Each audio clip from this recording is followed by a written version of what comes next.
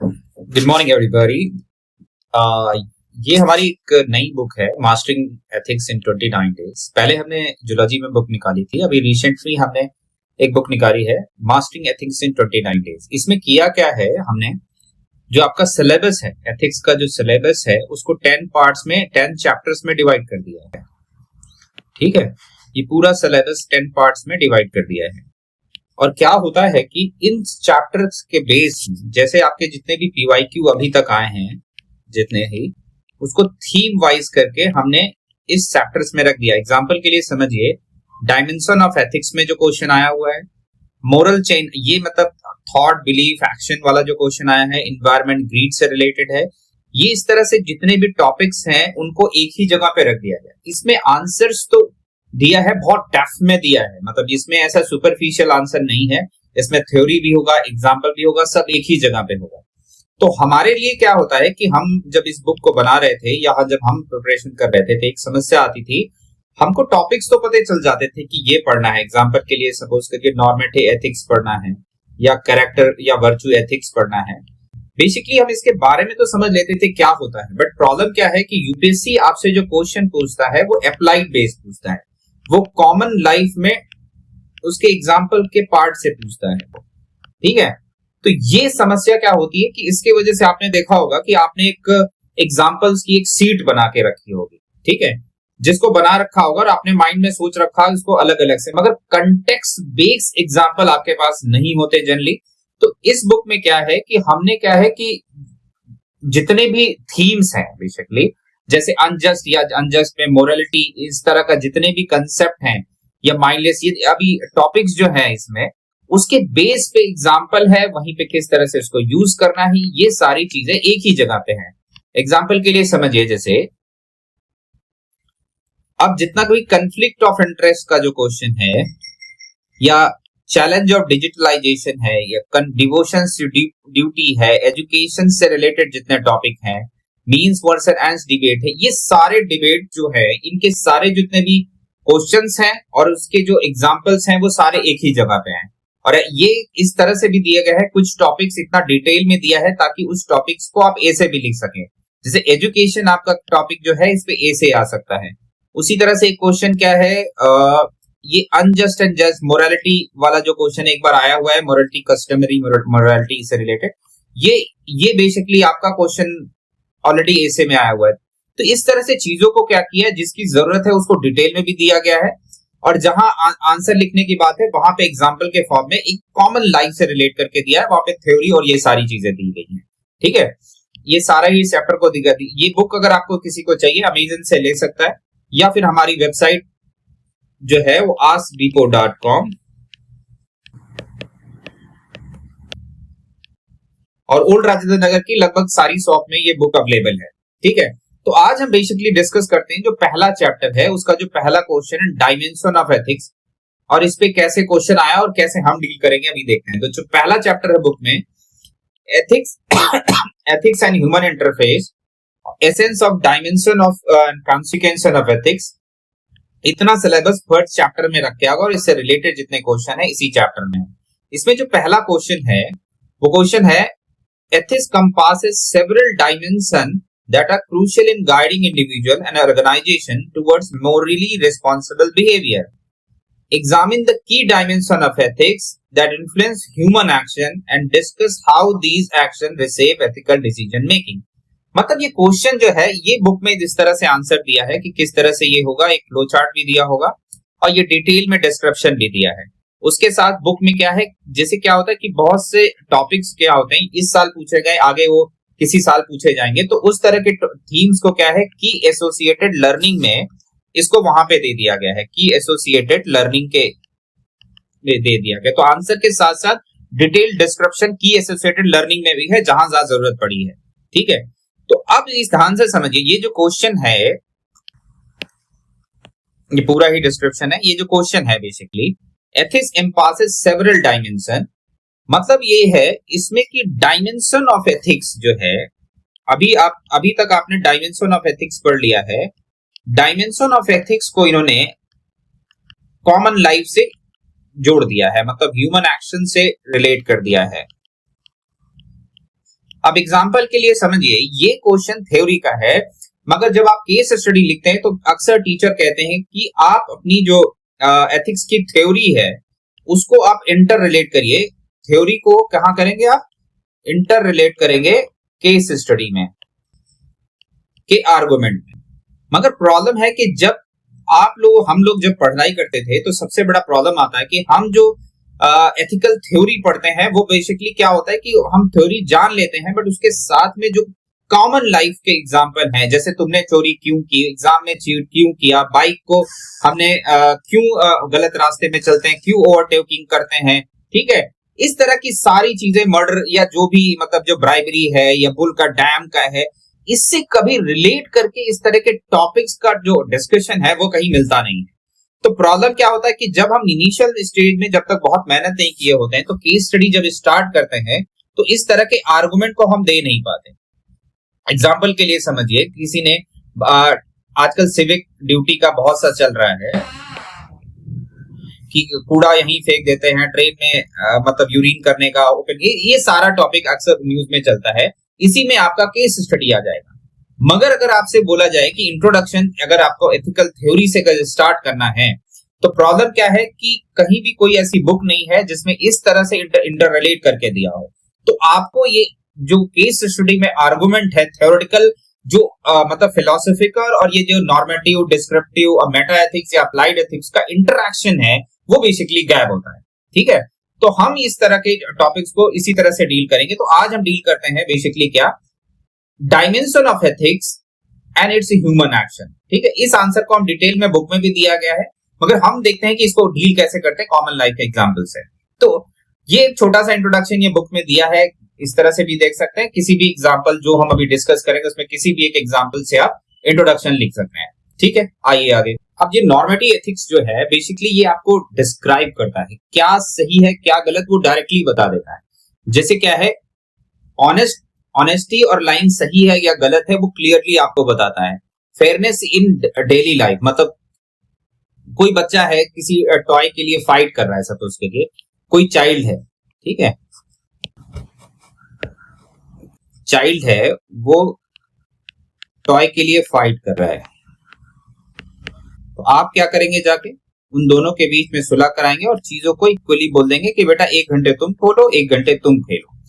तो इस तरह के जितने भी हैं मतलब जो एग्जांपल्स हैं नॉर्मल लाइफ में, ये नॉर्मेटिव एथिक्स में दिखाता है, जहां वो क्लियरली रूल रेगुलेशन जो पहले से ही बना देता है कि आपको ये फॉलो करना है। जैसे मर्डर गलत है तो ये पहले ही बताता है भाई कि इस प्रिंसिपल के बेसिस पे ये गलत है। उसी तरह से क्या करना है, चीटिंग गलत है तो वो गलत है। बात समझ में आए? तो नॉर्मेटिव एथिक्स क्या है, एक प्रकार से कह सकते हैं कि रूल एंड रेगुलेशन है जो आपको क्लियरली बताता है क्या सही है क्या गलत है। इस तरह से क्या करता है, आपका जो मोरल जजमेंट है या कॉमन लाइफ का जो भी जो एक्शन है उसको वो डिक्टेट करता है कि आपको ऐसे ही करना है। मतलब आप अपने माता पिता का रिस्पेक्ट करेंगे, ये नॉर्मेलिटी एथिक्स क्लियरली बोलता है। वो ये नहीं बोलता कि आपको माता पिता का इज्जत आपको किस कंडीशन में करना है किस कंडीशन में नहीं, ऐसा कुछ नहीं बोलता। वो डायरेक्टली बोलेगा कि आपको इनकी रिस्पेक्ट करना है। ठीक है, तो ये क्या है कि normative ethics, what is right thing to do, moral principle, rule guidance, जज human basis, human action, right wrong bad good. इसके 3 अप्रोच होते हैं, consequentialism, deontology and virtual ethics.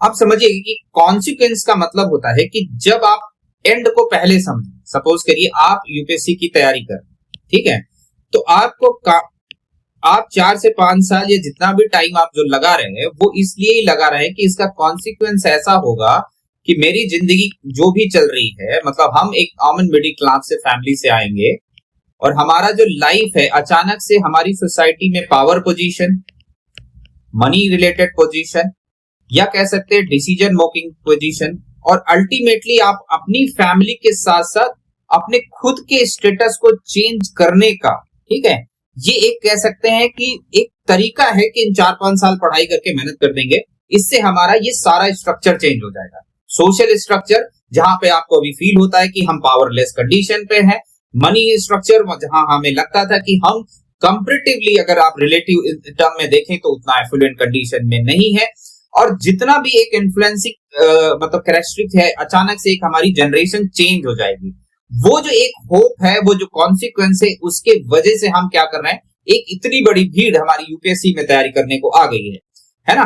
तो ये बेसिकली क्या है कि जब हम कॉन्सिक्वेंस को ध्यान में रख के जो एक्शन लेते हैं, तो उस नॉर्मेटिव एथिक्स को बेसिकली वहां पे ये मतलब उस नॉर्मेटिव एथिक्स का जो पार्ट है वो कॉन्सिक्वेंशियल एथिक्स में आता है, या यूटिलिटेरियन का कंसेप्ट यहीं से जुड़ता है।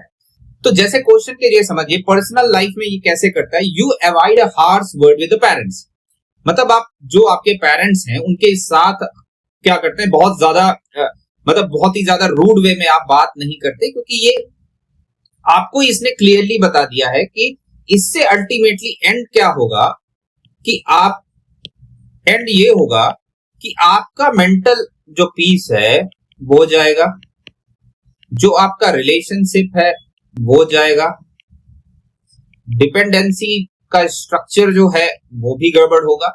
तो अल्टीमेटली जो होल सोशल स्ट्रक्चर है जो पेरेंटल केयर सिस्टम का, वो ही डिस्टर्ब हो जाएगा, जिसके वजह से क्या करते हैं, पर्सनल लाइफ में आप क्या है, पेरेंट्स को इज्जत के साथ बात करते हैं।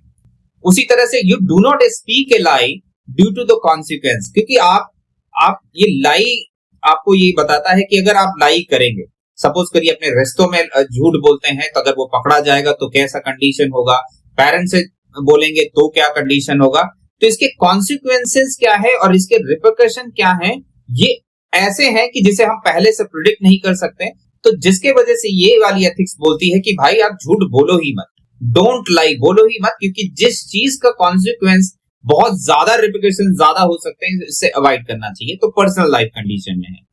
प्रोफेशनल लाइफ में focus that action that maximize public good, ये वो एक्शन है जिससे जो एंड रिजल्ट है, मतलब जिससे एंड जो है वो ज्यादा मैक्सिमाइज हो सकते हैं। जैसे डॉक्टर है, ठीक है, डॉक्टर के पास कट प्रैक्टिस का एक ऑप्शन होता है। एक डॉक्टर क्या करता है, अपने कुछ बेनिफिट के लिए सस्ती दवाओं का प्रैक्टिस, मतलब सस्ती दवा को क्या करता है, प्रेस्क्रिप्शन से लिखने लगता है।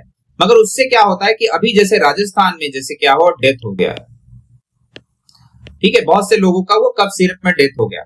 मगर वही एक जो डॉक्टर है, जब प्रिस्क्रिप्शन करने से पहले मेडिसिन का या उसकी पूरी कंपनी की हिस्ट्री का, या उससे कह सकता है कि उसकी सारी चीजों को देख के प्रेस्क्राइब करता है, तो एंड रिजल्ट ये क्या होता है कि पूरे सिस्टम में एक ट्रस्ट बनता है, अल्टीमेटली पब्लिक वेलफेयर की तरफ जाता है। अदरवाइज ये पूरा सिस्टम ही कोलैप्स कर जाएगा अगर ये कॉन्सिक्वेंस डॉक्टर एक लॉन्ग टर्म सस्टेनेबल कॉन्सिक्वेंस अगर नहीं देखेगा। मतलब एक कॉन्सिक्वेंस कई एस्पेक्ट में होगा, एक पब्लिक ट्रस्ट के बीच में होगा, एक सिस्टम के ट्रस्ट में भी होगा, और एक इनर सेटिस्फैक्शन के बीच में भी होगा, और गवर्नमेंट और अल्टीमेटली पब्लिक के बीच के रिलेशन का भी होगा। तो यहाँ पे कई लेवल के सेटिस्फैक्शन का कॉन्सिक्वेंसेस जुड़ा हुआ है।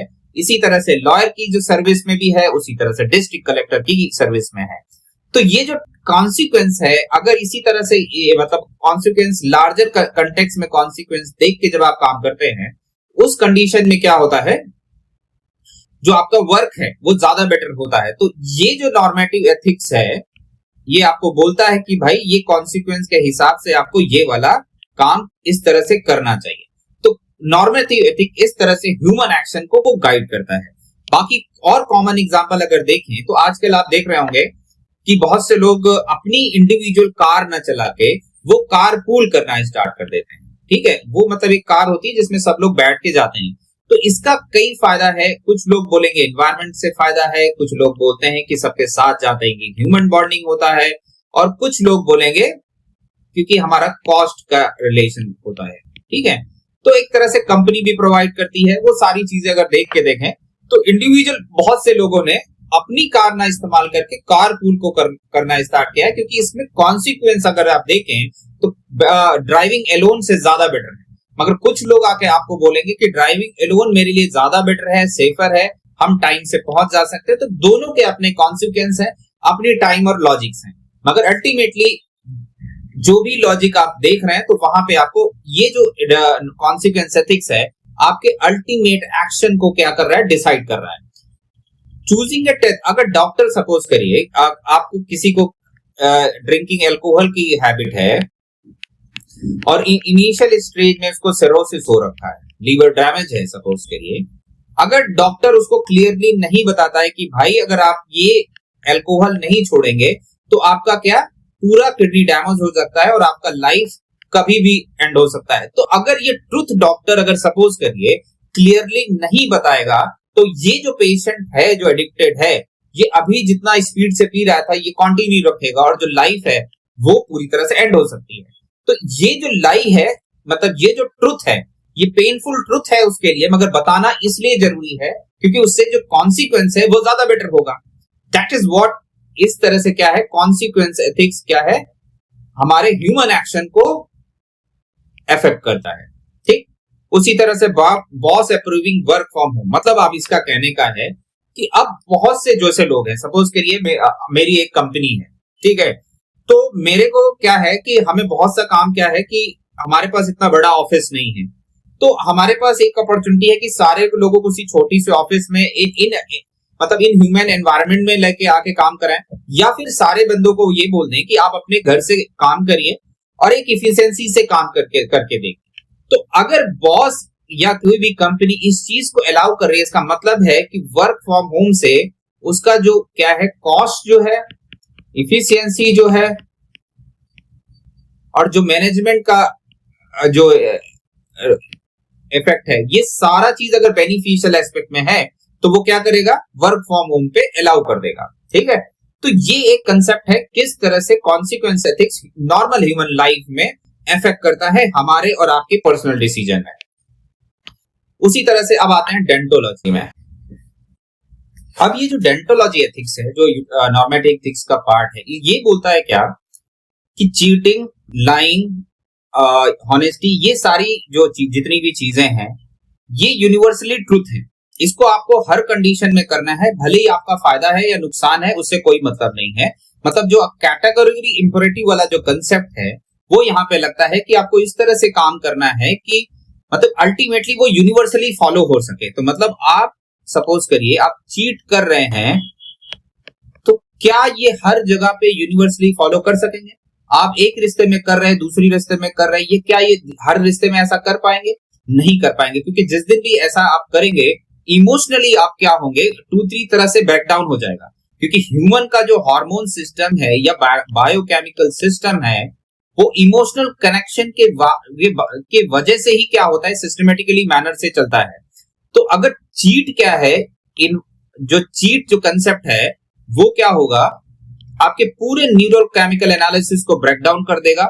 अल्टीमेटली आपके अंदर में ही एक डिसोनेंस क्रिएट हो जाएगा और एक अजीब सा एम्प्टीनेस होगा और गिल्ट जैसी भावना लेके आप जीते हैं। अल्टीमेटली आपका जो जितना भी मेंटल डिप्रेशन और ये सारा स्टार्ट हो जाता है। तो चीट क्या आप मतलब डेंटोलॉजी बोलता है क्या यूनिवर्सली चीट को आप फॉलो कर सकते हैं? नहीं कर सकते हैं। ठीक है, उसी तरह से क्या लाई को यूनिवर्सली फॉलो कर सकते हैं? नहीं कर सकते हैं। तो इसका कहने का मतलब है इस थ्योरी का कि आप मतलब आप जो भी काम करेंगे वो इस तरह से करेंगे कि उसे यूनिवर्सली अप्लाई कर सकें। ठीक है, अब क्या है इसका एग्जांपल क्या है, you keep a promise to friend even when breaking it is would be convenient.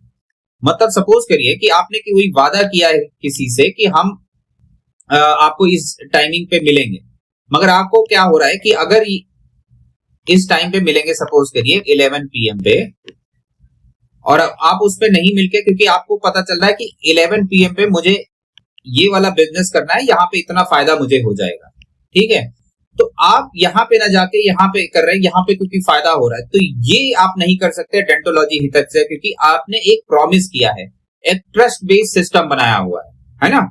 तो ये इसका कहने का मतलब है कि आपको वो काम तब भी करना है चाहे आपको फायदा हो चाहे ना हो, चाहे नुकसान, मतलब आपने जो एक बार कमिटमेंट कर दिया तो उसको आपको करना है। और जो एक यूनिवर्सल प्रिंसिपल है आप उसको एक यूनिवर्सल प्रिंसिपल की तरह फॉलो करेंगे। ठीक है, अब देखिए हाउ ये है एक प्रोफेशनल लाइफ में how follow codes of conduct. Professional life में भी क्या है आपका जो कोड ऑफ कंडक्ट ये सब लाइफ में आपको दे दिया होगा। जैसे सिविल सर्विस का कोड एथिक्स है, डॉक्टर्स का कोड ऑफ एथिक्स होगा या कंडक्ट होगा, लॉयर्स का होगा, बायोएथिक्स का अपना कोड ऑफ कंडक्ट है। तो इसका मतलब है कि उसको आपको क्या करना है, यूनिवर्सली फॉलो करना है। एक doctor maintain confidentiality even if disclosing information may create a short term convenience.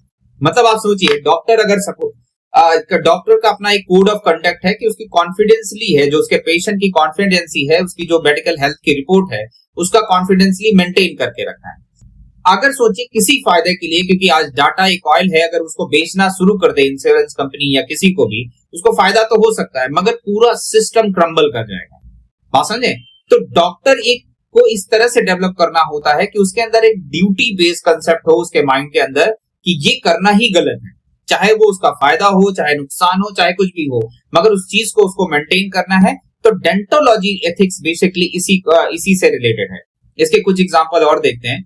Returning a lost violet, इसका कहने का मतलब है एक बंदा क्या है, एक वॉलेट में 500 रुपए होते हैं तो उसको वापस कर देता है, मगर एक बंदे के पास जब उसको मिलता है तो 20,000 रुपए बनते हैं। सेम ही बंदा क्या दोनों कंडीशन पे इस वॉलेट को रिटर्न करेगा या नहीं करेगा? तो जो डेंटोलॉजी एथिक्स है, ड्यूटी बेस्ड एथिक है, वो ये कहती है कि चाहे 500 रुपए हो, चाहे 20,000 हो, चाहे 2 करोड़ का चेक उसके अंदर हो, उन सारी कंडीशन में क्या होगा, आपको ये पर्स को रिटर्न करना है, क्योंकि ये आपका अल्टीमेटली ड्यूटी है सोसाइटी की तरफ, और अपने तरफ का जो अपना कॉन्साइंस है उसके तरफ एक रिस्पॉन्सिबिलिटी भी है। ठीक है?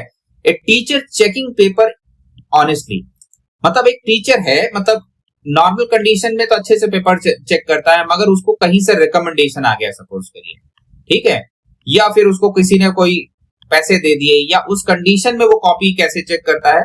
तो मेरा ड्यूटी ये कहती है कि आपको कोई चाहे कितना भी बेनिफिट हो चाहे ना हो, डेंटोलॉजिकल एथिक्स कहती है आपको हर कंडीशन में पेपर को इम्पार्शियल वे में चेक करना है, ताकि एक प्रकार की सेंस ऑफ रिस्पॉन्सिबिलिटी, फेयरनेस, ये सारा सिस्टम में मेंटेन रह सके। ठीक है? IAS officer refusing a gift, ये कोड ऑफ कंडक्ट में लिखा है, मगर आईएएस ऑफिसर क्या वो 500 रुपए का जो घूस दे रहा है उसको नेग्लेक्ट कर रहा है, या पॉलिसी मेकर 3,000 करोड़ का जो घूस दे रहा है किसको? तो मतलब क्या है कि गिफ्ट किसी पे भी फॉर्म में हो सकता है। क्या ये बंदा, मतलब ये जो आईएएस ऑफिसर है, कौन सा गिफ्ट डिनाई कर रहा है? मतलब जो डेंटोलॉजी कहती है चाहे 500 रुपए का हो, 3,000 करोड़ का हो, या अल्टीमेटली लैंड डील का हो, बात समझ रहे हैं आप? ठीक है, ये किसी भी प्रकार का जो गिफ्ट है उसको डिनाई करेगा। बात समझ रहे हैं? तो इस तरह के आर्गुमेंट आपको केस स्टडी में मिलते रहेंगे। तो आपको क्या करना है कि ये जो आर्गुमेंट है आप कहां की, ये जो थ्योरी वाले जो आर्गुमेंट है किस तरह से आप ले सकते हैं, क्योंकि जो आपका केस स्टडी होगा कहीं इस तरह से होगा, इन एग्जांपल्स के बीच में से कहीं होगा, और किस तरह से आप आर्गुमेंट को ले जाएंगे, इस तरह से आर्गुमेंट को ले जाएंगे, कौन सी थ्योरी क्या कहती है। अल्टीमेटली जो क्वेश्चन पूछा है वही पूछा है, डायमेंशन ऑफ एथिक्स और ह्यूमन एक्शन। तो मतलब क्या है कि डायमेंशन ऑफ एथिक्स जो है वो कैसे कैसे ह्यूमन एक्शन को इंपैक्ट कर रहा है। और जो एग्जांपल है, अब वर्चू एथिक्स को हम देखते हैं अब ना। अब हम वर्चू एथिक्स कैसे ह्यूमन एक्शन को गाइड करता है। वर्चू एथिक्स कहता है कि जैसे आप हैं, ठीक है, ऑनेस्टी आप किसी कंडीशन पे दिखाते हैं, मतलब किसी से वो लॉस्ट वॉलेट आपने किसी कंडीशन में वापस कर दिया, किसी में नहीं कर दिया। मगर जो कैरेक्टर होता है वो क्या होता है कि किसी भी वर्चू को, चाहे वो ऑनेस्टी हो, चाहे वो कंपैशन हो, ऑनेस्टी हो चाहे कंपैशन हो, उसको हर कंडीशन पे विदाउट एनी कॉन्ट्राडिक्शन के फॉलो करें। मतलब आप कंपैशन किसी गरीब आज दिखा रहे हैं तो कल भी आप दिखाएंगे, वो एक कंपैशन होगा, आपका कंपैशन फटीग नहीं होगा आपके अंदर, या कह सकेंगे एम्पैथी फटीग नहीं होगा आपके अंदर। मतलब आप जितनी भी वर्चूज हैं उसको क्या करेंगे, रेगुलरली कांस्टेंट वे में आप फॉलो करेंगे, क्योंकि वर्चू एथिक्स बेसिकली क्या करता है, कैरेक्टर की बात करता है। कैरेक्टर क्या होता है? कैरेक्टर क्या है कि जब कांस्टेंट वे में आप किसी वर्चूज को लगातार प्रैक्टिस करते हैं तो वो कैरेक्टर बन जाता है।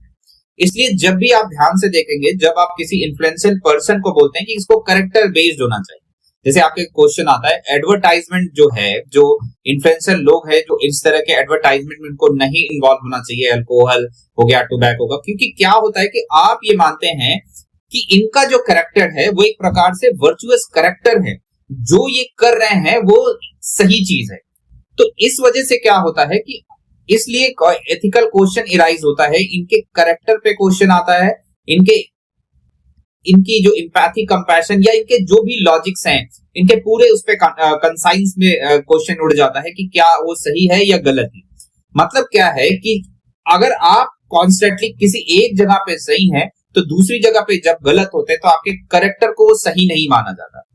तो वर्च्यू एथिक्स इसी की बात करता है कि जब आप किसी चीज को बोल रहे हैं कि एक जगह पे बोल रहे हैं कि ये टोबैको खाना गलत है या अल्कोहल पीना गलत है, जब उसी चीज का एडवर्टाइजमेंट करते हैं तो वो आपका false side of the character दिखाता है, ठीक है, वल्नरेबल साइड ऑफ कैरेक्टर दिखाता है। तो उसी चीज की बात यहाँ पे वर्च्यू एथिक्स में होती है कि जब आप किसी चीज को बोल रहे हैं और जो कर रहे हैं उसको कमर्शियल वे में, पर्सनल वे में भी और सोशल वे में, तीनों जगह में कॉन्स्टेंटली उसको फॉलो करेंगे। तो जब भी इस तरह का कोई स्टडी आएगा, जब इस तरह का कॉन्ट्राडिक्शन वाली चीजें आएंगी, तो वहां पे इस तरह का ये लॉजिकल आर्गुमेंट देके आप स्टार्ट कर सकते हैं और बीच में आर्गुमेंट भी दे सकते हैं। तो जैसे सपोज करिए ये जो क्वेश्चन है ये एक्शन का राइट और रॉन्ग, मतलब जब एक वर्चुअस पर्सन, सपोज करिए तेंदुलकर हैं, सचिन तेंदुलकर, ये एक प्रकार से मान लिया गया है कि ये वर्चुअस पर्सन है, इनका कैरेक्टर सही है, ठीक है। तो जब ये ऑनेस्ट वे में मतलब करेजियस वे में जब भी ये बोलते हैं, ठीक है, तो ये कांस्टेंट रूप में जब जब बोलेंगे तो इनका हर एक काम वो सही माना जाएगा क्योंकि इनका कैरेक्टर एक क्या है, ये सही है, ठीक है। तो कैरेक्टर बेस्ड जजमेंट है, मतलब इंडिविजुअल स्पेसिफिक ये जजमेंट है। बात समझे? एक स्टूडेंट ने लॉस्ट वॉलेट रिटर्न कर दिया, lost wallet not because of law और outcome, because their honesty is a part of their character.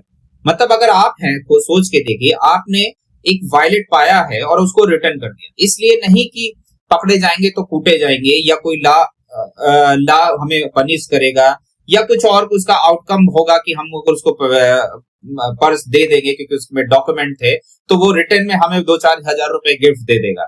इसके वजह से नहीं आपने रिटर्न किया था, बजाय कि इसके क्योंकि ये मेरे को अच्छा लग रहा है, क्योंकि ऑनेस्टी इज द इम्पोर्टेंट, क्योंकि वो मेरे को भी अच्छा लग रहा है, उससे क्या होगा, सोसाइटी एक ऑर्गेनाइज फॉर्म में जिएगी, ठीक है। तो इस वजह से आपने उसको रिटर्न किया था, मतलब कई वजह हो सकती है आपके रिटर्न करने के, ठीक है। उसी तरह से इंजर्ड पर्सन की आप एक होता है, देखेंगे ना, जब आप इंजर्ड पर्सन की मदद करने जाते हैं तो एक अंदर से इनहेरेंट आपका ह्यूमन एक्शन वहां पे दिखाई देगा, तुरंत जाके उसकी मदद करते हैं। मगर धीरे धीरे क्या होता है कि आपको कॉन्सिक्वेंस दिखते हैं, जैसे जैसे आप सोसाइटी में बढ़ते हैं तो आपको कॉन्सिक्वेंस दिखते हैं। कभी स्ट्रेंजर की मदद कर दिया तो आप ही को ब्लेम पड़ जाता है, कभी पता चलता है आपको विटनेस नहीं, बार बार पुलिस में बुलाया जा रहा है। इन सब से डर के क्या करते हैं, आपका जो ह्यूमन इनहेरेंट ह्यूमन कैरेक्टर वाला जो एक्शन है वो कहीं ना कहीं सबड्यूड हो जाता है। बात समझ रहे हैं? तो जो वर्च्यू एथिक्स कहता है, आपको इन सारे कॉन्सिक्वेंस को दरनिकार करते हुए आपको ये बार बार कंपैशन का अगर आप कैरेक्टर शो करते हैं, देन आप वर्चुअस पर्सन है। बात समझे? उसी तरह से जब आप प्रोफेशनल में आएंगे, आपको कभी 500 रुपए की बाइबरी दी जाएगी, कभी 1000 रुपए की दी जाएगी, कभी 1 करोड़ की दी जाएगी, ये अलग अलग एक। तो जैसे पिक्चरों में बोलते हैं नहीं, आपका दाम क्या है, किस दाम पे आप बिकोगे। बात समझ रहे हैं? तो अगर वर्च्यू वाला पर्सन है वो किसी भी दाम पे नहीं बिकेगा, उसके लिए उसकी ड्यूटी और जो इंटीग्रिटी है और जो प्रोबिटी है वही उसके लिए इंपॉर्टेंट है। बात समझ रहे हैं? तो ये जो डायलॉग अक्सर आता है कि आप कितने रुपए में बिकेंगे, आपकी वैल्यू क्या है, बात समझ रहे हैं? हर आदमी बिकने को बैठा है, आप जिस सर्विस में भी हो, तो वहां पे अगर वर्चुअस पर्सन होगा वो अपना दाम और अपनी ड्यूटी का दाम नहीं लगाएगा, बजाय कि अपनी जो प्रोफेशनल रिस्पॉन्सिबिलिटी है उसको न्यूट्रलिटी, एम्पैथी, फेयरनेस और प्रोबेटी के साथ में करेगा। बात समझ आया? तो वर्च्यू एथिक्स का जो आर्गुमेंट है आप अलग अलग केस स्टडी में आर्गुमेंट में इस्तेमाल कर सकते हैं, इस तरह से करके कि इसका क्या मेन लॉजिक है, किस तरह से आपके एक्शन को गाइड करता है। बात समझ आए? इसलिए जब आप देखते हैं सिविल सर्विस रिफॉर्म की बात करते हैं या ट्रेनिंग में बात करते हैं, तो हमेशा एक चीज वो बात करते हैं कि कैरेक्टर को बिल्ड करना है, क्योंकि कैरेक्टर जब बिल्ड होता है तो आपकी जो वर्चूज हैं वो कॉन्स्टेंटली एक क्या करते हैं, इनहेरेंट कॉन्साइंस के मतलब पुश फैक्टर में वो काम करना स्टार्ट करती हैं। जो एक्सटर्नल लिक्विडिटी फैक्टर है उसमें काम करना बंद हो जाता है। तो ये एक प्रकार से क्या होता है, कांस्टेंट ट्रेनिंग का पार्ट होता है आपकी कैरेक्टर बिल्डिंग का। तो ये सारा जो इंटरलिंकेज है ये अपनी मतलब जो आपका आंसर होगा वहां पे आपको करना होगा, ठीक है। अब बाकी कुछ एग्जांपल्स और देखते हैं। हेल्पिंग ए नीडी पर्सन, चाहे वो फायर के कंडीशन में हो, आपकी बिल्डिंग जहां पे रहते हैं वहां पे फायर है, उस कंडीशन में आप मदद करने जा रहे हैं नहीं जा रहे। रोड क्रॉसिंग करते समय आपने देखा है कोई ब्लाइंड है, कोई डिसेबल्ड है, कोई एल्डर है। ये अब कुछ लोग बोलेंगे कि अब दिन भर यही काम करोगे तो ये भी पॉसिबल नहीं है, बात समझ रहे हैं। अब एक क्वेश्चन आ जाएगा कि भाई आपको एग्जाम देने जाना था, ठीक है, आपने देखा रोड क्रॉसिंग में ब्लाइंड पर्सन फॉलो कर रहा है, तो आपको ये करना चाहिए। नहीं तो करेक्टर का मतलब ये नहीं कि दिन भर बैठ के आप रोड क्रॉसिंग ही कराते रहेंगे, तो वहां पे करेक्टर का मतलब ये नहीं है। मतलब ये है कि जहां आपके पास पॉसिबिलिटी है, ठीक है, तो वहां पे वो काम आपको वो करना है। अदरवाइज ऐसे नहीं है कि दिन भर आपका मतलब आपने किसी ने बोल दिया रोड, ये लड़का बहुत अच्छे से, इसका करेक्टर बहुत अच्छा है क्योंकि ये रोड क्रॉस कराता है। अब दिन भर आप रोड क्रॉस नहीं करा सकते क्योंकि एग्जाम हो गया, चाहे आपकी ड्यूटी हो गई, चाहे इंटरव्यू हो गया, उस पे भी आपका बहुत सी चीजें, आपकी पर्सनल लाइफ डिपेंड है, आपकी सोशल लाइफ डिपेंड है, आपकी फैमिली लाइफ डिपेंड है, और अल्टीमेटली जिस इंटेंशन से आपने इस चीज की प्रिपरेशन की है, अल्टीमेटली सोशल जो आप चेंज लाने की बात कर रहे हैं, उससे एक लार्जर आउटकम भी डिसाइडेड फैक्टर में है। तो देखना ये है कि आप उस प्रॉब्लम को यहां बिना जाए हुए भी कैसे सॉल्व कर सके, that is the question mark. ये नहीं होगा कि एग्जाम आप छोड़ के जाके आप यहां दिन भर आपको रोड ही क्रॉस कराते जा रहे हैं, ठीक है। तो ये है आपका वर्चू एथिक्स के एग्जाम्पल। और बाकी अब हम कुछ एग्जाम्पल देखते हैं जो डिस्क्रिप्टिव एथिक्स में ढेर सारे एग्जाम्पल देखते हैं कॉमन लाइफ के। देखते अब जो नॉर्मेटिव एथिक्स के उसके और मतलब एक कॉम्बाइंड वे में एग्जाम्पल देखते हैं, क्योंकि जो क्वेश्चन पूछा है नॉर्मेटिव और ह्यूमन एक्शंस पे, ठीक है।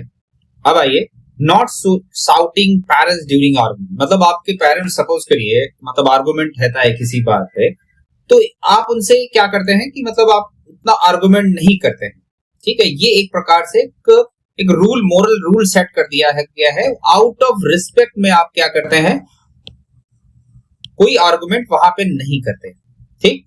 उसी तरह से returning extra money from the shopkeeper, कभी कभी आप देखते हैं दुकान में जाते हैं तो दुकानदार 100 की जगह 200 रुपए आपको रिटर्न कर दिया जाता है, तो कभी कभी आपको वो पैसा आप उसको रिटर्न कर देते हैं और कभी कभी आप नहीं करते हैं,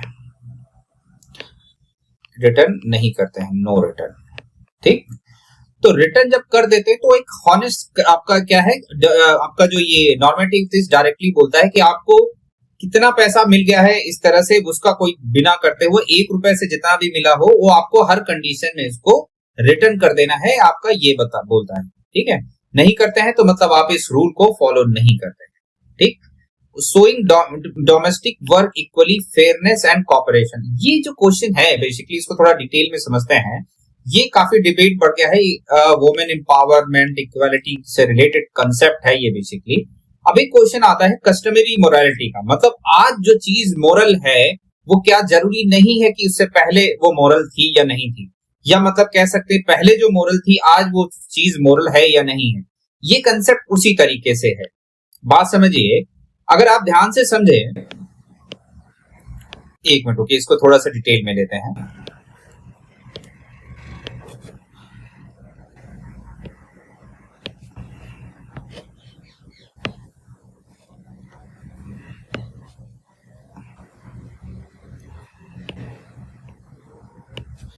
हाँ, अब समझिए, देखिए पहले इसमें बोलता है कि वुमेन के साथ आपको इक्वली,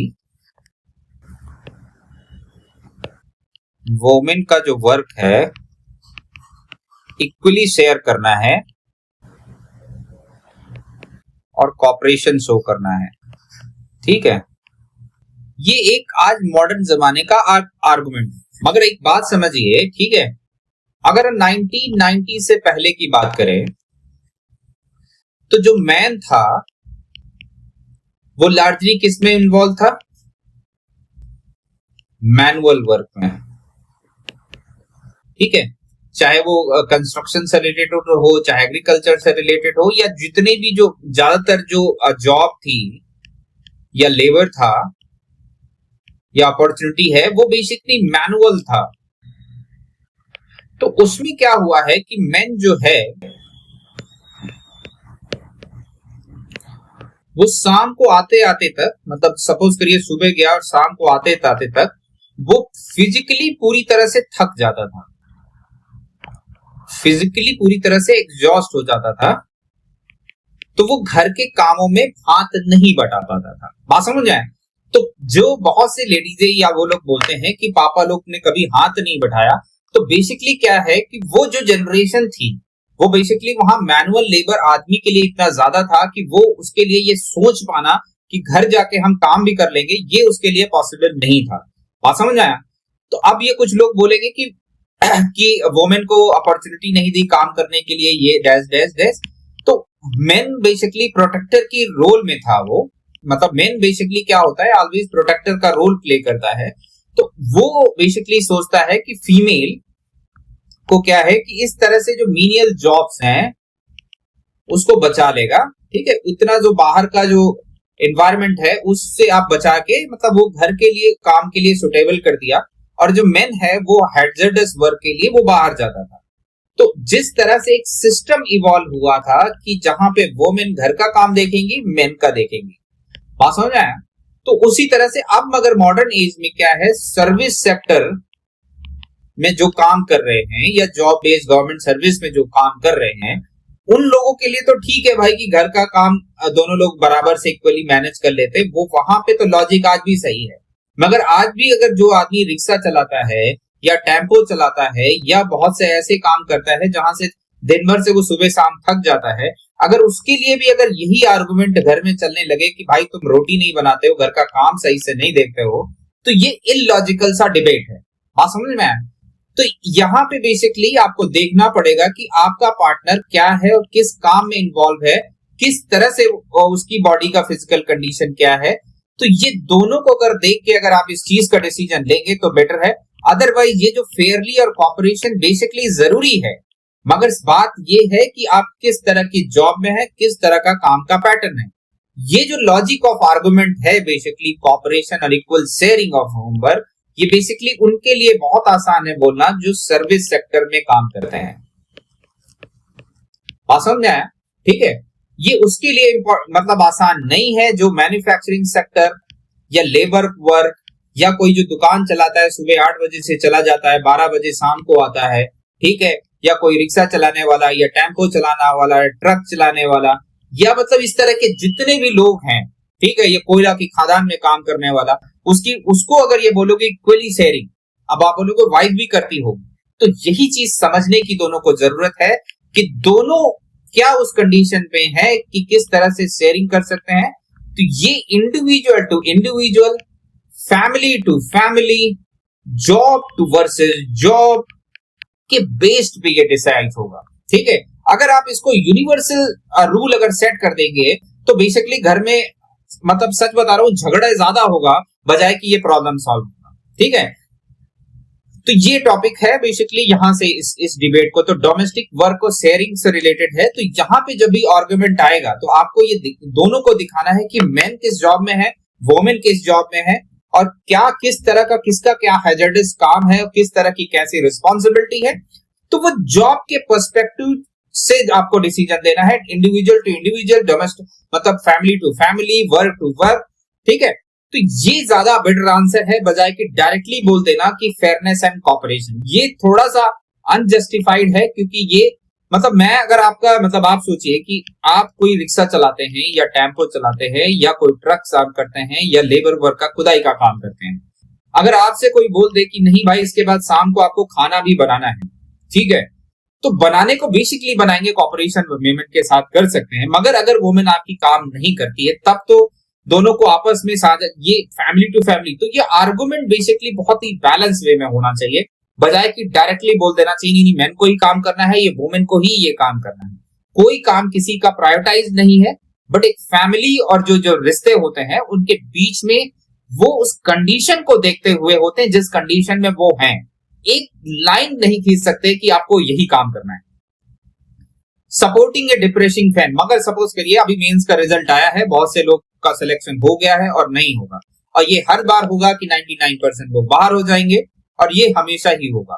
कुछ लोग होंगे जो आपको ताने देंगे कि बहुत पढ़ते थे आपका नहीं हुआ, कुछ लोग होंगे जो आपसे बात करेंगे, कुछ लोग होंगे बहुत सारी ढेर सारी सजेशन देंगे, मगर रेयरली कोई ऐसा बंदा आपके पास होगा जो आपको सिर्फ सुन रहा होगा। बात समझे? क्योंकि ऐसी कंडीशन में जब आप एग्जाम में फेल होते हैं या डिप्रेशन कंडीशन में होते हैं, तो उस आदमी को भी पता है क्या सही है क्या गलत है, किधर जाना है किधर नहीं जाना, मगर अपने दिल में जो एक वेंटिलेशन चाहिए, अपनी भावनाओं को किसी से बोल देने की एक मतलब चाहिए, मतलब उसको निकालना है ताकि अपने जो सिर में वो बोझ लेके चल रहा है उससे वो बच सके। तो वहां पे अगर कोई ऐसा बंदा मिल जाता है जो उसकी बात सिर्फ सुन ले, आप समझ रहे हैं, अगर उसकी बात को सुन ले तो उसका आधा से ज्यादा डिप्रेशन खत्म हो जाता है। तो क्या आप मतलब जो नॉर्मेटिव एथिक्स बोल रहा है कि क्या आप वो बंदे बन सकते हो जो किसी के दर्द को समझ सके बिना किसी जजमेंट दिए, मगर वो फेल हो गया है, बजाय कि इसको बोलने की यहाँ पे मैंने बोला था तो यहाँ टाइम बर्बाद करता है, यहाँ ये कर लेना था वो कर लेना था, जो होना था हो गया। मगर कहने का मतलब है कि क्या उस समय पे बिना किसी जजमेंटल के उसकी बात को सुन करके कोई बिना बड़ी प्रेस्क्रिप्शन वाली एडवाइस दिए बस सुन लेगा कोई? क्या इस तरह का जो बिहेवियर है, क्या उस प्रकार का कंपैशनेट या मतलब सपोर्टिव फ्रेंड आप बन सकते हैं? तो ये जो नॉर्मेटिव एथिक्स है ये इस लेवल पे आपसे बात करने की कोशिश कर रहे हैं। तो ये आपके आर्गुमेंट बेसिकली केस स्टडी में ये कहीं भी आ सकते हैं, तो आप उसको वहां पे आप इसको इंटरलिंक्स कर सकते हैं इन थ्योरीज को। ठीक है, अब आते हैं आगे, अभी और एग्जांपल्स हैं। Being a loyal even nobody know will know, मतलब जैसे आप अगर आप देखना है कि cheat become a new normal, बात उसको चॉइस से जोड़ दिया गया है या जैसे भी आप जोड़ लीजिए। मगर बीइंग ए लॉयल जब आप होते हैं तो जो कामनेस होती है, जो कंपोजर होती है, जो इमोशनल मतलब फुलफिलनेस होती है, ठीक है, क्या आप उसको महसूस कर पा रहे हैं या नहीं कर पा रहे हैं? तो वो उस तरह से अगर आप जोड़ेंगे तो फिडेलिटी इसीलिए इसको वर्च्यू माना गया है और इसीलिए इसको नॉर्मेटिव एथिक्स में बोला गया कि नाउ इसको फॉलो करना चाहिए। क्योंकि जब आपने खुद ही आपने अगर ऐसा किया हो तो कभी महसूस करे देखिएगा, जब भी आपने प्रॉमिस ब्रेक किया हो, चाहे कभी आपने चीट किया हो गया, तो इनर गिल्ट आपको किसी ने देखा हो ना देखा हो, मगर आपका इनर गिल्ट आपको जीने ही नहीं देता। बात समझ आया? तो ये जो फिडेलिटी है, इसीलिए नॉर्मेटिव एथिक्स ने क्या प्रकार बोला है, नॉर्मेटिव एथिक्स ये रूल सेट कर दिया है। फिडेलिटी एक रूल है, एक कैरेक्टर बेस्ड वर्च्यू है ये, ठीक है। Returning A books on library on time, ये एक आपकी रिस्पॉन्सिबिलिटी है बाकी लोगों की तरफ जो इस बुक के लिए इंतजार में खड़े हैं। नॉट बुलिंग, मतलब साइबर बुलिंग को अगर आप देखें या अपने सीनियर जूनियर में जो आपका रैगिंग वाला जो कंसेप्ट है, ये सारा चीजें कहां से रिलेटेड है, ये अहिंसा नॉन हार्मिक प्रकार का नॉर्मेटिव एथिक्स का एक डिस्क्राइब प्रिंसिपल है जिसे आपको अपने कॉमन लाइफ में फॉलो करना है। उसी तरह से आपको नॉट टेकिंग ऑफिस स्टेशनरी, मगर आपने देखा होगा बहुत से लोग ये नॉर्मली है, बहुत बड़ा काम नहीं है कि ऑफिस में जाके प्रिंट कराना, मतलब अपने ऑफिस से प्रिंट कराना, वहां की स्टेशनरी मार्कर हो गया, पेन हो गया, जो A4 साइज का पन्ने हो गए, उसको लेके अपने घर चले आना। ये एक नॉर्मल पैटर्न है हमारे कंट्री में, कोई बहुत बड़ी चीज नहीं है, इसको कोई गलत भी नहीं मानता, मगर ये दिखाता है कि आपके कंसेप्ट में पब्लिक प्रॉपर्टी का रिस्पेक्ट कितना है या नहीं। आप समझे? तो इस तरह की जो कभी केस स्टडी या क्वेश्चन आएगा तो इस तरह के एग्जांपल्स को आप डायरेक्टली वहां पे लिंक कर सकते हैं, ठीक है। अब इस तरह से और सारे बिल हैं, जैसे ये सबमिटिंग जेन्युइन बिल, वैसे ट्रैवल बिल। अब ये मतलब आप समझिए कि मेडिकल इंश्योरेंस बहुत ज्यादा फ्रॉड होता है, मतलब मेडिकल इंश्योरेंस बिल का हमेशा कहलाता है कि मेडिकल इंश्योरेंस कंपनीज आपके बिल को रिजेक्ट कर देती हैं। प्रॉब्लम क्या है कि सिटीजन भी फ्रॉड है और कंपनी भी फ्रॉड है। सिटीजन क्या करता है, फर्जी बिल बिल लगा लगा के बार बार रिम्बर्समेंट या कह सकते हैं फर्जी मेडिकल क्लेम मांगने की कोशिश करता है। तो इसके चक्कर में क्या होता है कि कंपनी को भी अपने सर्विलांस में सिस्टम में ये सेट करना पड़ता है कि क्या क्या है नहीं है। तो दोनों ही तरफ से क्या होता है, ब्लेम गेम स्टार्ट हो जाता है और इसके फ्रॉड की वजह से उसका खामियाजा था पूरा जो इग्नोरेंट परसेंट होता है, जिसके पास पावर या कह सकते हैं जो मतलब नॉलेज नहीं होता, उसका खामियाजा उस लोगों को भुगतना पड़ता है इस तरह के केसेस में। Not leaking A confidential data, इस तरह के बहुत सारे एग्जांपल है, आप देख लीजिएगा, ठीक है। Apologising to young children, not insulting a child in public, ये सारा क्या है, नॉर्मेटिव एथिक्स के एग्जांपल है कि आपको क्यों करना चाहिए ऐसा, डायरेक्टली आपको नॉर्मेटिव एथिक्स बताता है, ठीक है। इसके बाद हम आपसे डील करते हैं descriptive ethics.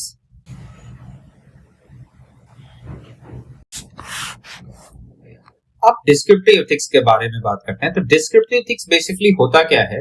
Descriptive ethics normative ethics की तरह ये डायरेक्टली नहीं बोलता कि ये सही है या गलत है। वो उसके एक्शन को ऑब्जर्व करता है और उसको ये बताता है ये सही है गलत है, क्योंकि वो क्या लॉजिक, क्या सोसाइटी, किस बेसिस पे वो कर रहा है। समझ आए? तो मतलब क्या है, instead of studying how people actually behave, what value they follow, what moral pattern exist in society, जिसके वजह से कर रहा है। जैसे हमने अभी डिस्कस किया, men sharing work with women in whom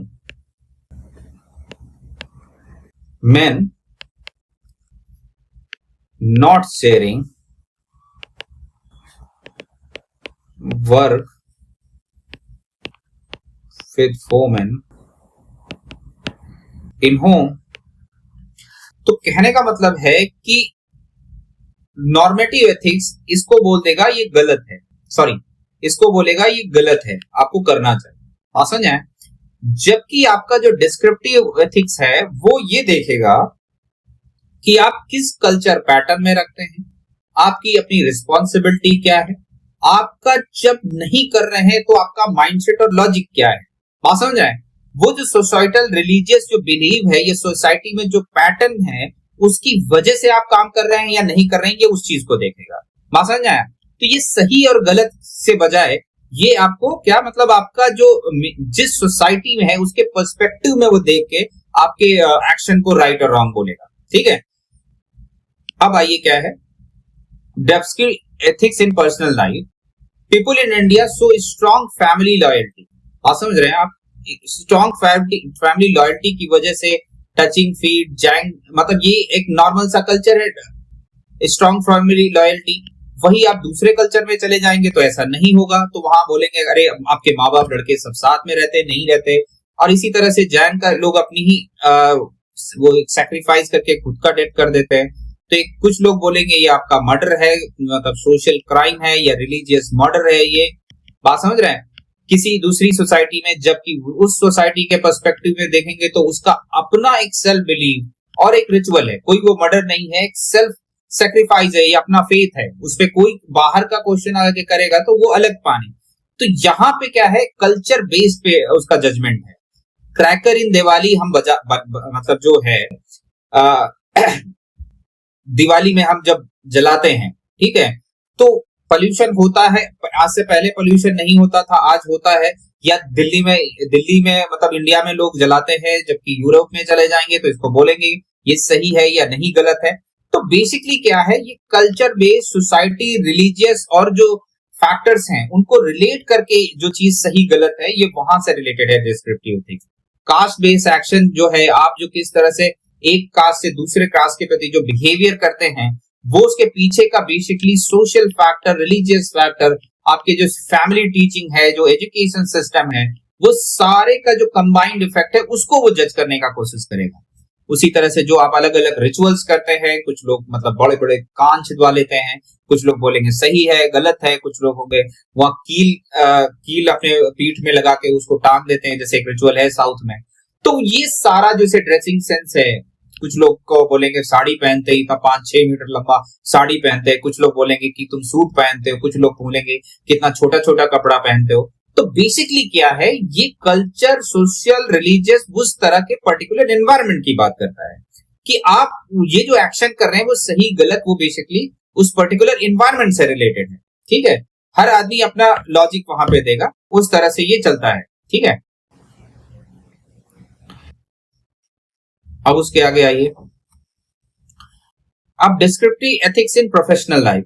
अब reveal real behaviour versus official. एक code of conduct may demand honesty, but descriptive ethics uncover real issue. Gift taking culture, हमारे यहां से बख्शीश का कल्चर बहुत पुराना चला आ रहा है। तो क्या है कि आदमी, कभी कभी आपने देखा होगा कि आप किसी को, जब आपका काम हो जाता है तो आप उसको ब्राइब नहीं दे रहे होते, आप अपनी खुशी से उसको पैसा दे रहे होते हैं।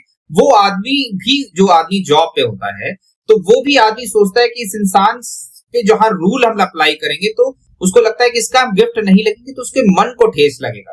वहां पे ये सच मतलब कुछ जगह पे टाइमिंग पे क्या होता है कि आपको वहां पे ये रूल जो आपका स्ट्रिक्ट मैनर में बाइबरी का कंसेप्ट आपके माइंड में नहीं आता, आप खुशी से उसको मिठाई कुछ पैसे दे रहे होते हैं, आप समझ रहे हैं। मगर कभी कभी ये एक जो कल्चर के फॉर्म में है, यही जब एग्रेसिव फॉर्म हो जाता है, जब डिमांड बेसिस, तो उसे करप्शन बोल देते हैं। तो ये यूरोप की कंडीशन में इस तरह का बिहेवियर शो करना भी गलत है, मगर इंडिया में इस तरह का बिहेवियर शो करना एक कॉमन पैटर्न है। प्रेशर फ्रॉम सीनियर से आना, ये भी एक नॉर्मल पैटर्न है हमारे एक्शन का, आप समझ रहे हैं। ग्रुप ग्रुप नॉर्म्स होते हैं, हमारी सोसाइटी कल्चर जहां भी रहते हैं उसका एक अपना ग्रुप नॉर्म है कि आप इस कम्युनिटी से हैं तो आपको इस तरह का बिहेव करना है, आप इस तरह से हैं तो इसमें करना है, ठीक है। तो late coming in normal behaviour, India में ये लेट कमिंग एक नॉर्मल बिहेवियर है। कहां से आया, कैसे आया, ये हम ओरिजिन बात करेंगे मेटा एथिक्स में, मगर एक नॉर्मल पैटर्न ऑफ बिहेवियर है जो हम अपनी सोसाइटी में एक लार्जर कंटेक्स्ट में शो करते हैं। ये क्यों आया, कैसे आया, हम मेटा एथिक्स में बात करेंगे। बेसिकली आया क्यों, क्योंकि जब किंग और ये सारा था, मतलब अभी भी देखोगे जब लीडर जो हमारा है वो पहले क्या करता है, सारे पब्लिक आ जाती है, ठीक, फिर आके वो टाइम के बाद वो पहुंचता है पूरी सिक्योरिटी गार्ड के इंतजाम करके। तो जो आम आदमी के बीच में ये सेंस जाता है कि जो बड़ा आदमी होता है, रिस्पेक्टेबल आदमी होता है, वो हमेशा लेट पहुंचता है, आम आदमी उसके पीछे फॉलो करता है। मगर आम जिंदगी में हर आदमी अपने आप को इंपॉर्टेंट फील करता है और राजा महसूस करता है। तो वो जब टाइम पे जब पहुंच जाता है तो उसको लगता है हम बेवकूफ हैं, हमें टाइम पे नहीं आना चाहिए, हमें 5 मिनट लेट आएंगे तब हमारा इज्जत बनेगा, बात समझ रहे हैं। तो वो जो कंटेक्स्ट है लीडर से या अपर लेवल से, किंग से लेके अभी तक की जो हिरार्ची हमारी सोसाइटी में चली आई है, वो बेसिकली उनके माइंड में जा चुकी है, ठीक है। तो ये सोशल फैक्टर जो है वो इसने माइंडसेट में एक नॉर्मल बिहेवियर बना दिया है लेट आना। इसलिए 5 से 10 मिनट ट्रेन का लेट आना, फ्लाइट का लेट आना, ठीक है, या बस का लेट आना, या ऑफिस में कर्मचारी का लेट आना एक नॉर्मल पार्ट माना जाता है, उसको काउंट ही नहीं करते। जब से 1-2 दिन लेट ना हो या फाइल का 2-4 साल लेट ना हो, तब तक हम मानते ही नहीं है कि कुछ लेट हुआ है, ठीक है। इसलिए आप हर जगह देखें, कोर्ट में आपका डेट का लेट होना, पुलिस में आपकी रिपोर्ट का लेट होना, डॉक्टर्स के बीच में डॉक्टर्स के बाद में प्रेस्क्रिप्शन या ऑपरेशन डेट का लेट होना, पॉलिटिकल पार्टी का अपनी स्कीम को लेट करना, ये सारा ही हमारे यहाँ पार्ट में दिखाई देगा, ठीक है। हेल्प क्रिएट रियलिस्टिक पॉलिसी, ये बेसिकली इससे फायदा क्या होता है कि सपोज करिए आप डिस्क्रिप्टिव एथिक्स से आप बिहेवियर के जब एनालिसिस करते हैं, तब आपको पता है कि कौन से सोसाइटी का पर्टिकुलर आदमी इस तरह का बिहेव करेगा। आपको पता है इलेक्शन जीतने में ये आदमी डेवलपमेंट पे और इस पे वोट नहीं करेगा, तो आप क्या करेंगे, वहां पे पैसे बांटना शुरू कर देंगे। आपको पता है कि ये रियल इश्यूज पे ना करके कास्ट में वोट करेगा, तो आप क्या करेंगे, कास्ट वाला बंदा वहां पे खड़ा करना स्टार्ट कर देंगे, ठीक है। तो ये सारी चीजें आपको कॉमन लाइफ में दिखाई देती हैं, ये बेसिकली डिस्क्रिप्टिव एथिक्स में आपको प्रोफेशनल लेवल में दिखाई देगा। उसी तरह से अगर आपको पॉलिसी इंप्लीमेंटेशन कराना है, तो आप जैसे आप जब आप आंसर्स लिखते हैं तो आप मतलब एक वन पॉलिसी वन रूल आप नहीं कर सकते। मतलब जैसे कि साउथ में एजुकेशन का जो प्रॉब्लम है वो नॉर्थ इंडिया का प्रॉब्लम और जो पब्लिक बिहेवियर है उसमें डिफरेंस है। तो आपको वो डिफरेंस को जान के ही पॉलिसी को इंप्लीमेंटेशन करना होगा। वही डिस्क्रिप्टिव एथिक्स बोलता है कि जब भी कोई चीज आप इंप्लीमेंट करने जाएंगे तो वहां के लोगों का, पब्लिक का, सोसाइटी का एट लार्ज और गवर्नमेंट सर्विस में जो लोग हैं या जो बाकी एनजीओ या प्राइवेट सेक्टर इन्वॉल्व हैं, उनका एक जनरलाइज सोशल और रिलीजियस और पॉलिटिकल बिहेवियर को आप एनालाइज करेंगे और उसके बाद इंस्ट्रक्ट करेंगे कि आपको कैसे करना है। अगर आप इन चीजों को नेग्लेक्ट करके अगर पॉलिसी या कोई भी चीज इंप्लीमेंटेड कोशिश करेंगे, वो सक्सेसफुल नहीं होगा। तो डिस्क्रिप्टिव एथिक्स इसी चीज की बात करता है, ठीक है, कि कोई पर्सन वो क्यों बिहेव कर रहा है और उसको एनालाइज करके वो फिर क्या करेगा, वो अपनी पॉलिसी में उसको इंप्लीमेंटेशन करेगा ताकि वो सही से इंप्लीमेंट हो सके, ठीक। अब आते हैं बहुत से एग्जाम्पल इसे हैं, why people remove helmet after seeing police. अगर आप देखोगे ये हमारे यहाँ का एक नॉर्मल पार्ट है कि आप जैसे ही पुलिस वाले को देखते हो तुरंत हेलमेट पहन लेते हो। वैसे ही why people remove helmet after seeing police, मतलब जैसे ही आप पुलिस से दूर भागते हो, पहले जैसे पुलिस आता है तो हेलमेट पहन लेते हो, जैसे उससे दूर जाता है हेलमेट उतार देते हो, फिर राजा जैसा महसूस करते हो। ये क्यों कर रहे हो, क्या कर रहे हो, ये बेसिकली आपका सोसाइटल से लॉजिक जुड़ा हुआ है। क्योंकि आप जब उतार के जब चलते हो तो आप अपना हीरो जैसा महसूस करते हो, आपको लगता है कि I am so empowered, so powerful, एक राजा जैसी फील आती है। क्योंकि आपकी जो एडवर्टाइजमेंट में इस तरह से आपको प्रमोट किया गया है कि आपको एक बहुत ज्यादा सेल्फ फुलफिलमेंट की फीलिंग आती है। ठीक है, इसी तरह से आज के सोसाइटी में देखोगे ना, अभी एक मूवी आई है तेरे इश्क में, वहां पे देखोगे कि फीमेल को कबीर वाली जो मूवी आई थी, ठीक है, उस तरह से दिखाया गया जिसमें ड्रिंक करना, सिगरेट का लेके मतलब दिखाया गया, मतलब काफी इस तरह चीज को दिखाने गया है। बेसिकली एडवर्टाइजमेंट में आपको ये दिखाते हैं कि आप when you deal these thing you become so empowered, so passion, मतलब आप एक अलग टाइप की फ्रीडम वाली लाइफ, चॉइस वाली लाइफ, अपने आप को राजा वाली किंग साइज फीलिंग दे रहे होते हैं। ठीक है, तो कुछ चीजों का एडवर्टाइजमेंट डायरेक्ट नहीं होता, इनडायरेक्ट होता है। बात समझ रहे हैं? जब आप 1000 सीसी की बाइक में हवा में उड़ते तो आपको लगता है कि आप राजा हैं, मगर आप वो खरीद के जब आते हैं खटारा रोड में तो आपको लगता है कि हम तो चल ही नहीं पाएंगे। तो आप परचेज तो कर लेते हैं, मगर जैसे ही मौका मिलता है आप उस चीज में खींचने का कोशिश करते हैं। तो ये राजा वाली फीलिंग यहाँ पे आती है। और ये यहाँ पे भी जो आजकल ये इस तरह का है कि गर्ल्स को प्रमोट करना, बेसिकली एक बहुत बड़ी इकोनॉमी मार्केट है, क्योंकि अब वुमेन भी क्या है, घर से बाहर निकल के उनके पास फ्रीडम है या स्पेस है, कह सकते हो। तो सिगरेट का पीना या अल्कोहल का पीना एक बिग मार्केट डिमांड है। ठीक है, अब अल्कोहल और सिगरेट का डायरेक्टली प्रचार कर नहीं सकते, तो क्या करते हैं, एक इसको इस तरह से दिखाया जाता है कि जब आपको गम हो तब आपको सिगरेट फूकना है, जब आपको और उससे बड़ा दर्द है तो दारू सिगरेट दोनों साथ में पीना है। तो ये एक कल्चर सेट हो जाएगा, इसलिए आपको ये पैटर्न आपकी सोसाइटी में दिखने को राजी होगा। और ऐसा नहीं होता है कि आपको सिर्फ पीना होता है, ये आपको एक फील देते हैं जब आप इस तरह का काम कर रहे होते हैं, तो एक अलग सा इंपावर्ड या कह सकते हैं फ्रीडम वाली फील होती है, जो आपको मतलब लगेगा कि आप you are like a king size of life जी रहे हैं। ठीक है, तो ये बेसिकली एक आम लाइफ का पार्ट बन गया है। तो ये क्या है, ये डिस्क्रिप्टिव एथिक्स है। तो कोई लड़की दारू पी रही है, सिगरेट पी रही है, तो गलत और सही डिस्क्रिप्टिव एथिक्स नहीं देखता, वो ये बोलता है किस सोसाइटी में है, किस कंडीशन में है, और क्या उसका माइंडसेट है, किस तरह से उसने इस चीज को अडॉप्ट किया है, उस चीज के लॉजिक के बारे में बात कर रहा है यहाँ पे। ठीक है, उस तरह से आइए, why people student cheat in exam, ये चीट क्यों कर रहा है, क्या उसकी मजबूरी है, क्यों मतलब उसके पास मतलब उसने पढ़ाई लिखाई नहीं की, या वहां पे नॉर्मल पैटर्न है, या सपोज करिए कहीं पे मतलब बल्क में चीटिंग होती ही है। तो ये सारे मतलब उस कंटेक्स्ट को आप देखेंगे कि कैसे है। व्हाई पीपल गिव चाय पानी टू वेट, ये आप देखोगे कि हमारे यहाँ बख्शीश देना, बाइक देना एक नॉर्मल सा पार्ट है। तो ये आप क्यों दे रहा है, आउट ऑफ इनफोर्स दे रहा है, या अपने कल्चर सेट में या अपने कंसाइंस के बेस में ही दे रहा है। ये एक सिविल ड्यूटी का पार्ट है कि आप देखोगे अपने घर का तो बहुत साफ सुथरा रखते हैं, मगर बाहर जाके कूड़ा फेंक देते हैं। ठीक है, उसका रीजन क्या है कि आप बाहर इसलिए फेंक देते हैं क्योंकि हमारे यहाँ जो है कास्ट सिस्टम है। कास्ट सिस्टम में क्या है, हर काम को एक पर्टिकुलर कास्ट से जोड़ दिया गया है, और कूड़ा उठाना और फेंकना एक पर्टिकुलर कास्ट से जोड़ा गया है, और उस कास्ट को बहुत ही लोअर कैटेगरी में रख दिया गया है। तो जब आप इस तरह के काम सपोज करो, पब्लिक से जब कूड़ा उठाते हो या फेंकते हो, तो अगर आपसे आपके मन से निकला तुम साले ये काम करोगे या इस तरह का तुम काम करोगे, मतलब क्या है कि आपने उसको किसी एक पर्टिकुलर काम को किसी दूसरे की रिस्पॉन्सिबिलिटी सेट कर दिया है, और सेट करने के बाद ये भी बता दिया कि ये काम सबसे बेकार है। तो जिसकी वजह से आप घर तो साफ रखते हैं, क्योंकि घर को आपने मंदिर बोला है।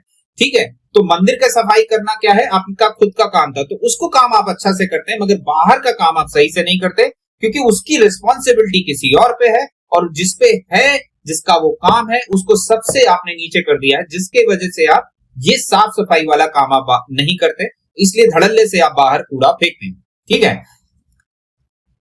why children lie to crime, why employee remain silent in the meeting। ठीक है, ये सारे क्या हैं, आपके डिस्क्रिप्टिव एथिक्स के एग्जांपल्स हैं कि क्यों आप जैसे एम्प्लॉय क्यों साइलेंट रहता है मीटिंग में, उसको अपनी जॉब की टेंशन है, कहीं जॉब ना चली जाए, या आउट ऑफ रिस्पेक्ट में कर रहा है, या बॉस इतना खतरनाक है कि कल आपको जॉब ही से निकाल देगा।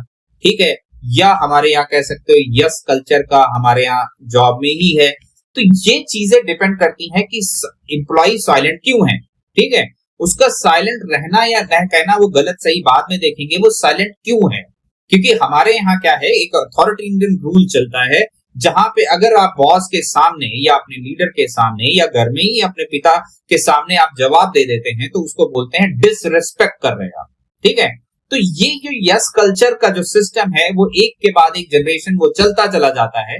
वो आपके घर में भी दिखाई देगा, वो आपके मीटिंग में भी दिखाई देगा, वो स्कूल में भी दिखाई देगा, कॉलेज में दिखाई देगा।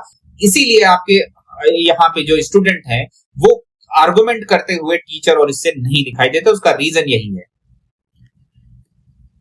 और why people break queue in India, why people donate more in temple than in the hospital. क्यों पीपल देखोगे टेंपल में ज्यादा हर आदमी जाके कुछ ना कुछ चढ़ा के आता है, जबकि हॉस्पिटल में ऐसा नहीं करता, क्योंकि ये एक लॉन्ग सेटअप है रिलीजियस सेंटर कि रिलीजियस में जब हम दान करते हैं एक प्रकार का हमें सेंस दे दिया गया है मानने की आप बहुत बड़ा काम कर रहे हैं। हॉस्पिटल की जो रिस्पॉन्सिबिलिटी है वो ये सेट कर दी गई है कि गवर्नमेंट की है या किसी एनजीओ की पर्टिकुलर है। वहां सिटीजन के रोल को कभी डिसाइड नहीं किया, क्योंकि हॉस्पिटल जो है बेसिकली वो ये 30-40 साल का जनरेशन का बात है, और जो टेंपल है वो बेसिकली सदियों पुराना सा आपका एक बिहेवियर सिस्टम, ये सोसाइटी का ये पार्ट है, तो ये सोशल रिलीजियस का पार्ट है। तो आपका जो ब्रेन सिस्टम है उसने ये मान रखा है कि यहाँ पे दान करेंगे तो भगवान मेरे लिए कुछ करेंगे, हॉस्पिटल में दान करेंगे तो भगवान का कोई कनेक्शन आपके माइंड में बैठाया नहीं गया। बात समझ रहे हैं? इस वजह से आप मंदिर में तो दान कर देते हैं मगर हॉस्पिटल में दान नहीं करते, क्योंकि वहां ना आपको रिस्पॉन्सिबिलिटी महसूस होती है, ना आपको ये भी लगता है कि हॉस्पिटल में दान करेंगे तो भगवान मेरे साथ कुछ भला करेंगे, क्योंकि जितना कुछ सिखाया गया है वो यही सिखाया गया है कि मंदिर में दान करेंगे तभी भगवान खुश होंगे, तभी आपके ऊपर दया होगी। ठीक है, तो उसका काम गलत और सही बेसिकली वो क्यों ऐसा कर रहा है उसके लॉजिक पे डिपेंड करता है। ठीक है, अब आते हैं हम बात करते हैं मेटा एथिक्स की। मेटा एथिक्स ये नहीं बताता कि कोई एक्शन गलत है या सही है, या आपको ये बिहेवियर करना चाहिए या नहीं करना चाहिए। ठीक है, ये कोई बिहेवियर का भी जजमेंट, मतलब ये क्या कहता है, सपोज करिए आपने बोला स्टीलिंग इज रॉन्ग। जब आप बोल रहे हैं तो आपका थॉट में क्यों, आपका इंडिविजुअल थॉट में क्यों ये ऐसा आया, आपकी ओरिजिन क्या है इसका, ये रॉन्ग का आपके माइंड में ओरिजिन क्या है। जैसे आपने बोला स्टीलिंग रॉन्ग है, तो कहां से ये आपको पता लगा, क्यों ऐसा है, आपकी सोसाइटी ने बताया, रिलीजन ने बताया, या आपने सोशल का एक्सपीरियंस किया है उसके बेसिस पे। मतलब राइट और रॉन्ग का जो बेसिस ऑफ ओरिजिन है, ठीक है, उसके बारे में बात करता है। बात समझ रहे हैं? तो जब इसकी बात करता है तो वो सही और गलत का एक आर्गुमेंटेटिव डिसीजन होता है। ठीक है, किसी के लिए सपोज करिए आप जॉब में हैं, फेयरनेस एक टर्म है जहां फेयर वे में आपको करना चाहिए। आपको लगता है अपनी कास्ट वाले को सब कुछ दे देना वो भी फेयर है, मगर जबकि रूल बुक ये कहता है कि आपको एक न्यूट्रल वे में आपको बेनिफिट देना, ये एक फेयरनेस है। तो मतलब आपका फेयरनेस जब है तो वो बेसिकली किस कंटेक्स्ट में डिवाइड है, आपका उसका मतलब आपका ये फेयरनेस का ओरिजिन कहाँ है, क्या लॉजिक क्या है। ठीक है, तो ये जो फेयरनेस है वो किसी कल्चर बेस पे है, या किसी कास्ट क्रीड पे है, किसी रिलीजन से है, या किसी country to country broader aspect cultural का रिलेशन है। तो ये बेसिकली उस ओरिजिन की बात करता है। वो फिर ओरिजिन की बात करेगा, सपोज करिए एग्जांपल के लिए समझिए, लेट आना हमारे यहाँ कॉमन कल्चर है। जब इस बिहेवियर को राइट और रॉन्ग का जब एनालिसिस करेगा तो क्या होगा कि माइंड क्या होगा, एक रियल आर्गुमेंट खोज लेगा कि ये क्यों सही है क्यों गलत है। इससे क्या होगा, एक रिफॉर्म क्रिएट होगा। बात समझ आया? तो मतलब क्या है, नॉर्मेटिव एथिक्स और डिस्क्रिप्टिव एथिक्स ने बताया कि पेरेंट का रिस्पेक्ट करना चाहिए या टीचर का रिस्पेक्ट करना चाहिए, मगर मेटा एथिक्स बोलेगा भाई रिस्पेक्ट करना क्यों आया और किस कंडीशन में, किस कहां किस लॉजिक में, कब उसको उसमें रिस्पेक्ट के फॉर्म में आएगा, कब अपनी आवाज उठानी है, कब आर्गुमेंट भी करना है। तो मतलब क्या है, ये एक प्रकार का आपको एक अलग मतलब एक यस मैन ना बना के आपको क्या करता है, एक आर्गुमेंटेटिव आस्किंग क्वेश्चन मैन बनाता है, आर्गुमेंटेटिव पर्सन बना देगा। बात समझ रहे हैं? आर्गुमेंटेटिव लॉजिकल पर्सन बना देगा। तो मेटा एथिक्स बेसिकली आपको उस डायरेक्शन में ले जाने का कोशिश करेगा। ठीक है, अब आते हैं आगे।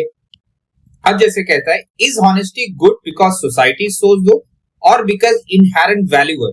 मतलब जब आपने किसी तरह से कोई काम किया, सपोज करिए सोसाइटी के रिस्पेक्ट में, ये मतलब आपने कोई सपोज करिए रिटर्न कर दिया, कोई भी चीज मिला आपने लॉस्ट वायलेट, तो ये आपने इसलिए कर दिया क्योंकि किसी ने आपने बताया है, या इसलिए कर दिया, या किसी आपने रूल बुक में पढ़ा है, या ला के, या आपने खुद को लग रहा है, आपको खुद को ये महसूस हो रहा है कि ये सही चीज है। ठीक है, आपके आस अपने एक इंडिविजुअल लॉजिक है कि इसको करने से क्या होगा कि सारा सोसाइटी वेल ऑर्डर मैनर में होगा, क्योंकि सब अगर डिसऑनेस्ट हो जाएंगे तो एक दिन हम ही को इसका डिसऑनेस्टी का शिकार होना पड़ेगा। हाँ, समझ में आया? मतलब जैसे एग्जांपल लीजिए, समझिए एक डॉक्टर है, अगर वो गलत मेडिसिन प्रिस्क्राइब करता है और ये एक कल्चर सेट हो जाएगा, तो किस दिन वो भी बीमार पड़ेगा और अल्टीमेटली उसको भी एक रॉन्ग दवा मिलेगी और उसका डेथ हो जाएगा। तो आदमी क्या है, वो किस लॉजिक से या किस मतलब उसकी जो ओरिजिन है, उसका सही गलत, या उसके पीछे के जो आर्गुमेंट है, सोशल है, रिलीजियस है, उसको वो क्वेश्चन जब करता है तो उसको रिलेटेड है, वो मेटा एथिक्स से रिलेटेड है। ठीक है, अब जैसे ड्रेसिंग बिहेवियर है, आप इसको क्यों पहन रहे, क्या ये गलत है या सही है, वो अलग बात है। उसके पीछे का क्या लॉजिक है कि ये ड्रेसिंग सेंस ऐसा है वैसा है, ये उसको डील करता है मेटा एथिक्स। मैरिज पैटर्न कैसा है, मतलब क्या है कि आप बड़ी ग्रांड शादी करते हैं, कोर्ट से शादी कर लेते हैं, या कैसे भी कर रहे हैं, तो आपके पीछे आपने क्यों ऐसा किया है, मतलब समझ रहे, एक डेस्टिनेशन वेडिंग कर रहे हैं, उसके पीछे का क्या लॉजिक है, आप कोर्ट से मैरिज कर रहे हैं तो उसके पीछे का आपका इंडिविजुअल लॉजिक है, ना कि सोसाइटी द्वारा बताया हुआ है कोई लॉजिकल आर्गुमेंट।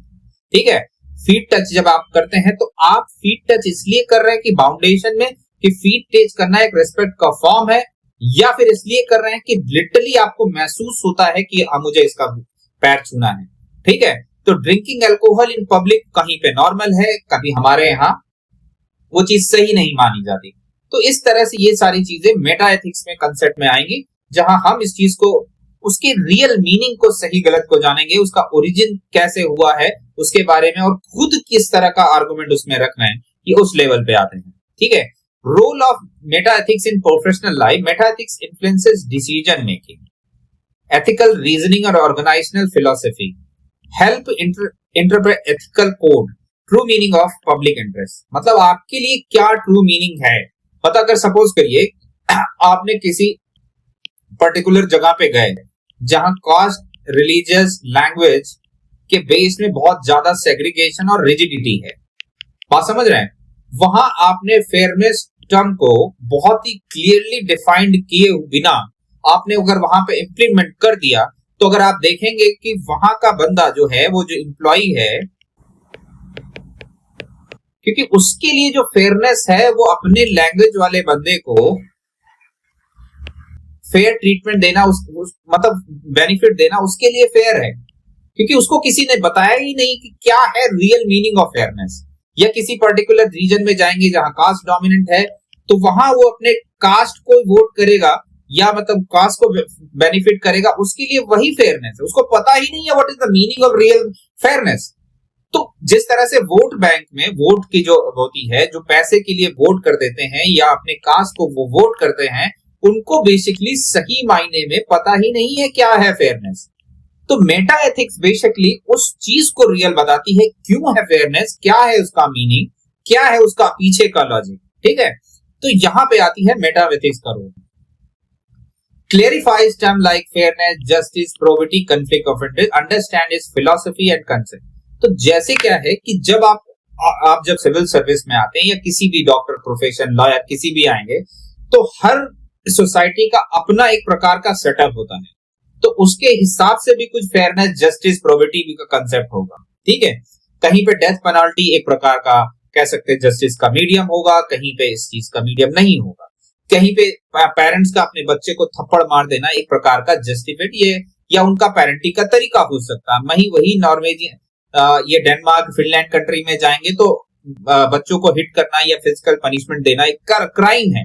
तो आपको वहां के हिसाब से समझना पड़ेगा क्या सही है, क्या गलत है, उनका क्या फेयरनेस का कंसेप्ट है, ये ओरिजिन आपको उसी से लेना पड़ेगा। ठीक है, enhances ethical decision making and dilemma. अब मर्डर क्या है, पुलिस थिंक जब मर्डर हुआ है सपोज करिए, आप पुलिस ऑफिसर हैं, तो आपके माइंड में एक आता है कि फेयर ट्रीटमेंट करना है या फेयर इन्वेस्टिगेशन करना है, मगर आप में आता है कि आपके माइंड में डायरेक्टली बिना किसी माइंड में सोचे हुए ये कास्ट रिलीजन फैक्टर के आप इन्वेस्टिगेशन स्टार्ट करते हैं, या फिर आपको इन चीजों को माइंड में रख के इन्वेस्टिगेशन स्टार्ट करते हैं, या जो आपने जो रूल बुक है या जो आपका जो ऑफिशियल कोड ऑफ कंडक्ट है उसके हिसाब से आप कंडक्ट करना स्टार्ट करते हैं। तो कहने का मतलब क्या है कि आपके मेंटल लेवल पे, जो थिंकिंग लेवल पे है, आर्गुमेंट लेवल पे है, जो आप डिसीजन ले रहे हैं, मेटा एथिक्स उस पे क्वेश्चन करता है।